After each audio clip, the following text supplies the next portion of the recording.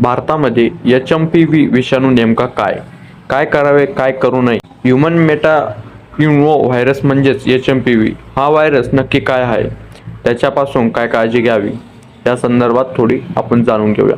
Corona virus नंतर आता चीनमध्ये आणखी एक नवीन विषाणू डोकं वर काढला आहे।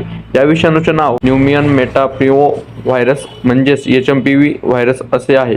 सध्या चीनमध्ये कोरोनासारखी स्थिती निर्माण झाली आहे। या विषाणूचे भारतात सध्या 6 रुग्ण आढळले आहेत।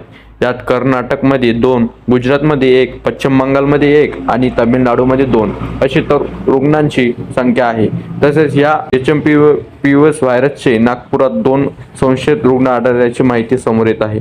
त्यामुळे HMPV व्हायरस म्हणजे हा व्हायरस नक्की काय आणि त्यापासून काय काळजी घ्यावी लागणार आहे। पुण्यातील आरोग्य सेवा संचालकाने दिलेल्या माहितीनुसार महाराष्ट्रात आतापर्यंत एकही रुग्ण आढळले नाही। तसेच HMPV व्हायरस म्हणजे तीव्र श्वसन संसर्गाचे एक प्रमुख कारण आहे। हा विषाणू सर्वप्रथम नेदरलँड्स मध्ये 2001 मध्ये आढळला। मानवी मेटाप्न्युमो व्हायरस हा एक सामान्य श्वसन विषाणू आहे।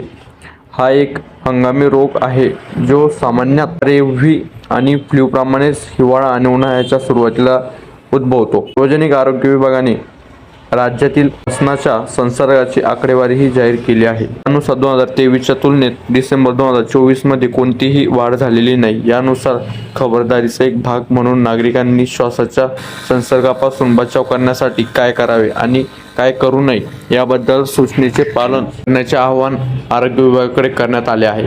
हा HMPV व्हायरस आपण जेवढ्या लवकर होईल तेवढ्या लवकर आपण सतर्क झालं पाहिजे आणि या व्हायरसला नष्ट करून तुम्ही स्वतःची काळजी घेऊन हा व्हिडिओ जास्तीत जास्त प्रमाणात शेअर करा। आपल्या व्हिडिओला लाईक आणि आपल्या चॅनलला सबस्क्राईब करून टाका।